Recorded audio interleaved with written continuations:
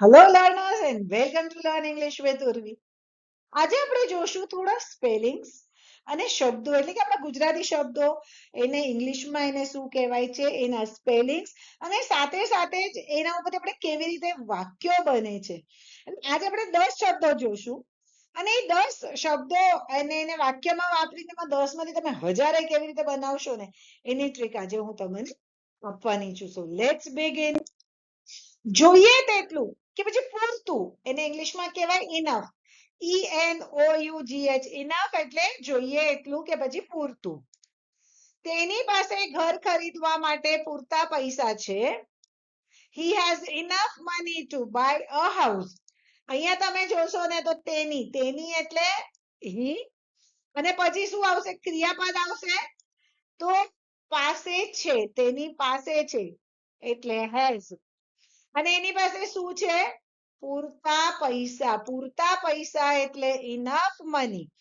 અને પૂરતા પૈસા શેના માટે છે? ઘર ખરીદવા માટે, એટલે કે ટુ બાય અ હાઉસ. તેની પાસે ઘર ખરીદવા માટે પૂરતા પૈસા છે. He has enough money to buy a house. એટલે જનરલી ઇનફ વાળું જે વાક્ય હોય ને એમાં હેઝ જ આવતું હોય.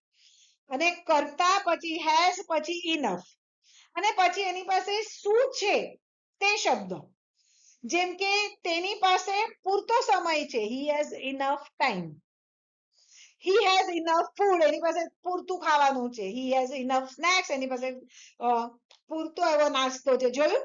He કે she જે બી કરતા છે એના પછી has કે have, પછી enough અને જે વસ્તુ પૂરતી છે તેનું નામ. એટલે હવે આવી રીતે હમણાં મેં જે 4-5 વાક્ય બનાવ્યા એવી રીતે તમે તો ઘણા બધા બીજા બનાવી જ લેશો. તો આપણે બીજો શબ્દ જોઈએ. ઘણીવાર. ઘણીવાર એટલે often, OFTEN, often. તે ઘણીવાર મને મળવા આવે છે. She often comes to visit me. અચ્છા, હવે આમાં જે ટી છે ને, often નો ટી છે તે સાયલેન્ટ છે, એને આપણે બોલવાનો નથી. She often comes to visit me. તે ઘણીવાર મને મળવા આવે છે. તે ઘણીવાર મને ફોન કરે છે. He often calls me up. કે ઘણીવાર ઓફિસે મોડો પહોંચે છે. He often reaches late to his office. એટલે આપણો જે કરતા છે તે, એના પછી often, અને એના પછી જે કામ થઈ રહ્યું છે તે. એટલે આ થઈ આપણી often વાળી વાક્ય રચના. સામાન્ય રીતે એટલે કે યુઝ્યુઅલી, USUALLY, યુઝ્યુઅલી તેઓ સામાન્ય રીતે સમયસર પહોંચે છે. They usually reach on time.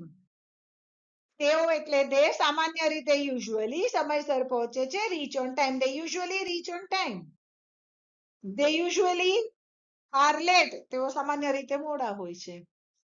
They usually, he usually is happy. મોટા ભાગે સામાન્ય રીતે તે હંમેશા ખુશ જ રહેતો હોય છે. આ યુઝ્યુઅલી નો યુઝ થયો. એના પછી આવે છે સાથે મળીને, એટલે કે ભેગા થઈને. ટુગેધર. Together, TOGETHER, together. સાથે મળીને આપણે કંઈ પણ હાંસિલ કરી શકીએ છીએ. Together we can achieve anything. અથવા તો they are going for a movie together. ભેગા થઈને લોકો મૂવી જોવા જઈ રહ્યા છે. They are having a lunch together. બધા ભેગા થઈને લંચ કરી રહ્યા છે. હવે ટુગેધર પછી આવે છે ભેગું કરવું કે એકઠું કરવું, જેને આપણે કહીશું ગેધર. GATHER, gather. હવે ગેધર એટલે ભેગું કરવું, અને ટુગેધર એટલે ભેગા મળીને, સંપીને. પોલીસે ચોર વિરુદ્ધ પુરાવા એકઠા કર્યા છે. Police has gathered evidence against the thief. Police એકઠા કર્યા છે. has gathered શું? પુરાવા. પુરાવા એટલે એવિડન્સ. ક્યાંના? ચોર વિરુદ્ધ. against the thief. કારણ કે દર વખતે એક એક શબ્દ ન હોય. વિરુદ્ધ એટલે આમ જોઈએ તો આપણે ઊંધું સિસ્ટમ ચાલી જ રહી છે. પોલીસ પહેલો અક્ષર આવી ગયો, કરતા. કર્યા છે, has gathered એકઠા. એકઠા કર્યા છે, has gathered પુરાવા, એવિડન્સ. વિરુદ્ધ against, ચોર, the thief. એવી જ રીતે ચકલી દાણા ભેગા કરે છે. Sparrow is gathering grains. કે પછી the pigeon is gathering straws to build a nest. Gather એકઠું કરવું, ભેગું કરવું. ત્યારથી, ત્યારથી એટલે since. કોઈ ક્રિયા ક્યારથી ચાલુ થઈ છે તે બતાડીએ. since. સવારથી જ વરસાદ પડી રહ્યો છે. It has been raining since morning. કે પછી તે સવારથી વાંચી રહ્યો છે. He is reading since morning. કરતા એના પછી જે ક્રિયા થઈ રહી છે તે હંમેશા ચાલુ કાળમાં જ આવશે. અને પછી since અને પછી ક્યારથી તે સમય બતાડવાનો. SINCE since એટલે કે ત્યારથી. હવે આરામ કરવો, રિલેક્સ. તે બપોરે આરામ કરે છે. She relaxes in the afternoon. તે થાકી ગયો છે અને અત્યારે આરામ કરી રહ્યો છે. He is tired and is relaxing now. હવામાન. નેક્સ્ટ આપણો શબ્દ છે હવામાન, જેને આપણે ઇંગ્લિશમાં કહીશું વેધર. WEATHER weather. હવે વેધર છે ને, WEATHER વેધર કરીએ ને એટલે હવામાન થાય. પણ WITHER વિધર થાય. WITHER વિધર એટલે તહેસ નહેસ થઈ જવું, નષ્ટ થઈ જવું. અને WHETHER વેધર એટલે કે, અને વેધર નો ઉપયોગ આપણે ઘણીવાર પ્રશ્ન પૂછવામાં કે પછી આ અથવા તે, જે કે એના માટે પણ ઉપયોગ કરીએ છીએ. અત્યારે આપણે પેલા હવામાન વિશે જોઈએ તો વાહન ચલાવવા માટે હવામાન અનુકૂળ નથી. Weather is not favourable for driving. કે પછી કોઈ જગ્યા છે તેનું હવામાન સારું છે, જે મુંબઈનું હવામાન સારું છે. Mumbai has a good weather. અમદાવાદમાં હવામાન એકદમ એક્સ્ટ્રીમ છે. Ahmedabad has extreme weather. Weather હવામાન. હવે જોઈએ તો કે માટે હમણાં જ મેં આગળ કીધું એમ વેધર આવે. WHETHER. જ્યારે આપણી પાસે ચોઈસ છે આ કે પેલું, ત્યારે આપણે વેધર નો ઉપયોગ કરીએ છીએ.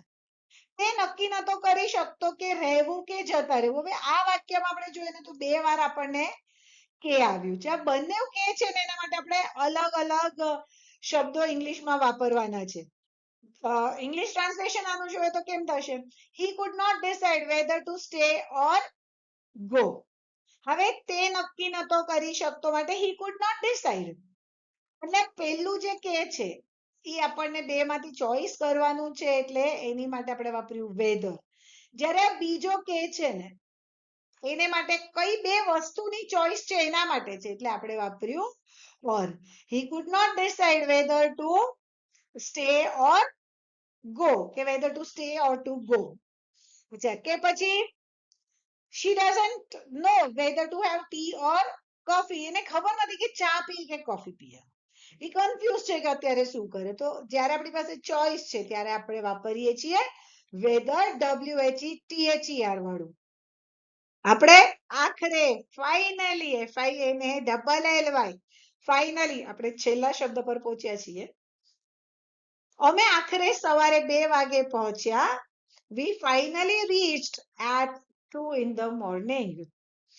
આખરે તેણે મને હા પાડી. Finally she said yes to me, અથવા finally she agreed with me.